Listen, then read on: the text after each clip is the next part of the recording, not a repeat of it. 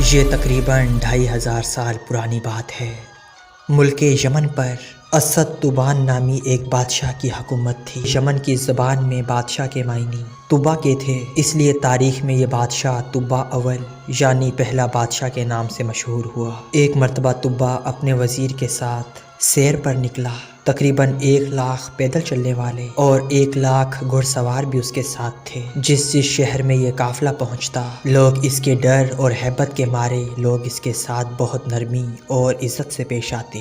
اس سفر کے دوران طبا ہر شہر سے 10 علماء چن کر اپنے قافلے میں شامل کر لیتا۔ پھر یوں کئی شہروں کی سیر کے بعد تقریباً 4,000 علماء طبا کے قافلے میں جمع ہو گئے۔ جب یہ قافلہ شہر مکہ پہنچا تو شہر مکہ کے لوگوں نے ذرا سی بھی ان کی پرواہ نہ کی۔ یہ دیکھ کر طبا کو بہت غصہ آیا، تو بس اس نے وزیر کو بلا کر اس کی وجہ پوچھی، تو وہ یہ کہنے لگا کہ بادشاہ سلامت، کہ یہاں کے لوگ بہت عجیب و غریب ہیں۔ اس شہر میں ایک عمارت ہے جس کا نام کعبہ ہے، یہ لوگ اس عمارت میں شیطان اور بتوں کی پوجا کرتے ہیں۔ یہ سب سن کر طبا نے دل ہی دل میں یہ فیصلہ کیا کہ مکہ کے لوگوں کو قتل کر کے عورتوں اور بچوں کو قیدی بنا لے گا اور ساتھ ہی کعبہ کو بھی گرا دے گا، اور پھر کعبہ کا نام خروا یعنی ویران جگہ ہو جائے گا۔ اللہ کی قدرت یہ ہوئی کہ یہ خیال آتے ہی طبا کے سر میں شدید درد شروع ہو گیا، یہاں تک کہ اس کے آنکھ، کان، ناک اور منہ سے بدبودار پانی بہنے لگا، جس کی وجہ سے اتنی شدید سران پیدا ہو گئی کہ طبا کے پاس ایک لمحہ ٹھہرنا بھی کسی عذاب سے کم نہ تھا۔ وزیر نے طبیبوں سے مشورہ کیا مگر کوئی بھی طبا کا علاج دریافت نہ ہوا۔ طبیبوں کا یہ کہنا تھا کہ یہ کوئی آسمانی معاملہ لگتا ہے جس کو ٹالنا ہمارے بس کی بات نہیں۔ بیماری نے طبا کی نیند اڑا کر رکھ دی تھی کہ اچانک رات کے ایک پہر ایک عالم وزیر کے پاس آئے اور رازداری سے فرمانے لگے کہ اگر بادشاہ میرے سوالوں کا سچ سچ جواب دینے کو تیار ہو جائے تو میں اس کا علاج کر سکتا ہوں۔ وزیر نے یہ بات طبا کو بتائی تو وہ فوراً تیار ہو گیا، لہٰذا جب عالم طبا کے پاس پہنچے جہاں ان دونوں کے علاوہ کوئی موجود نہیں تھا تو اس عالم نے پوچھا، اے بادشاہ سچ سچ بتا، کعبہ کے متعلق تمہارے دل میں کیا بات ہے؟ طبا جو بیماری کی وجہ سے مکمل نڈھال تھا فوراً بولا اور اپنے برے ارادے بتا دیے۔ تو بس جس کو سن کر عالم بولے، تمہاری بیماری کی وجہ یہی تھی۔ یہ بات یاد رکھو کہ کعبے کا مالک چھپی باتوں کو بھی جان لیتا ہے، اس لیے اپنے دل سے برے خیالات نکال دو، اسی میں تمہارا بھلا ہے۔ تو بس فوراً طبا نے برے ارادوں سے توبہ کر لی اور ابھی عالم گئے بھی نہ تھے کہ وہ بالکل ٹھیک ہو گیا۔ عالم کی بات درست ہوتے دیکھ کر طبا اللہ پر ایمان لے آیا اور دین ابراہیمی پر قائم ہو گیا۔ پھر اس نے کعبہ کی تعظیم کے لیے 7 غلاف بھی تعمیر کروائے، اس سے پہلے کسی نے بھی کعبہ پر غلاف نہیں چڑھایا تھا۔ اس کے بعد طبا شہر مکہ کے رہنے والوں کو کعبہ کی حفاظت کا کہہ کر مدینہ کی طرف رواں ہوا۔ مدینہ میں ان دنوں آبادی نہیں تھی، پانی کے ایک چشمے کے علاوہ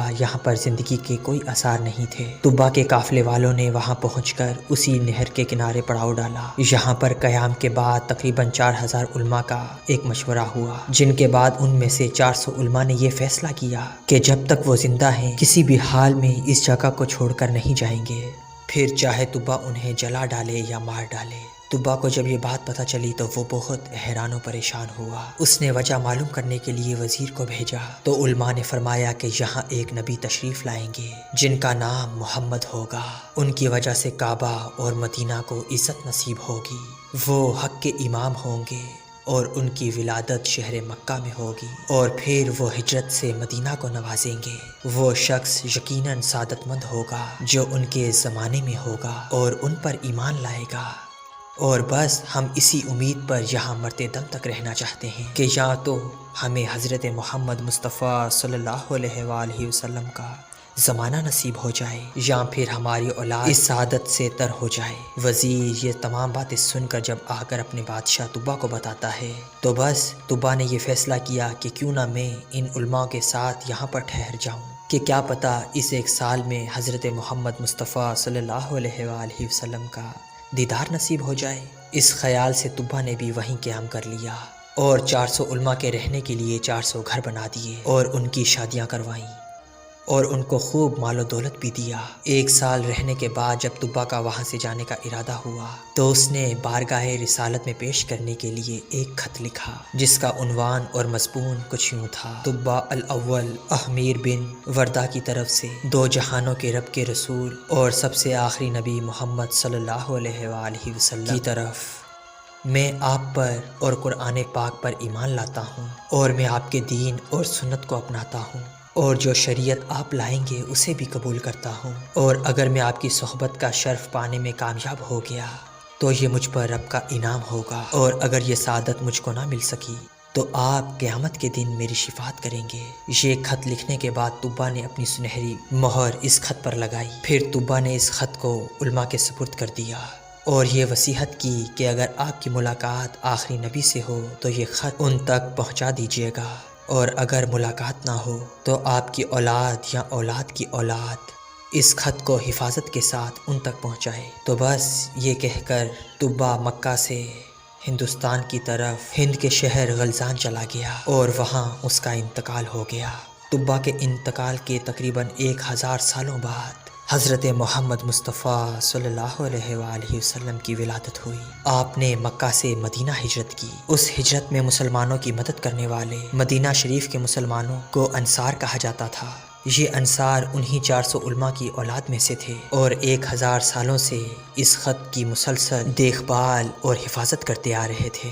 جب انصار کو حضور اکرم صلی اللہ علیہ وآلہ وسلم کے مدینہ تشریف لانے کا علم ہوا تو ان میں خوشی کی لہر دوڑ گئی۔ انہوں نے بارگاہ رسالت میں طبا کا خط پہنچانے کے لیے آپس میں مشاورت کی، لہٰذا وہ خط ابو لیلہ الثانی نامی ایک شخص کے حوالے کر دیا گیا جو بعد میں ایمان لے آئے تھے۔ ابو لیلہ انصاری اس خط کو لے کر مکہ پہنچے اور نبی پاک صلی اللہ علیہ وآلہ وسلم کی خدمت میں حاضر ہوئے۔ آپ نے نبی پاک سے پوچھا، کیا آپ محمد ہیں؟ تو آپ صلی اللہ علیہ وآلہ وسلم نے فرمایا، ہاں میں ہی محمد ہوں۔ یہ سن کر ابو لیلہ نے ایک تھیلا کھولا اور طبا کا تقریباً 1000 سال پرانا خط جس پر مہر لگی ہوئی تھی بارگاہ رسالت میں پیش کر دیا۔ بس نبی پاک صلی اللہ علیہ وآلہ وسلم نے حضرت ابو بکر صدیق کو خط پڑھ کر سنانے کا حکم دیا۔ جب خط سنا دیا گیا تو آپ صلی اللہ علیہ وآلہ وسلم نے 3 مرتبہ فرمایا کہ نیک بھائی کو خوش آمدید، نیک بھائی کو خوش آمدید، نیک بھائی کو خوش آمدید۔ اس کے بعد آپ نے ابو لیلہ کو مدینہ کی طرف لوٹ جانے کا حکم دیا۔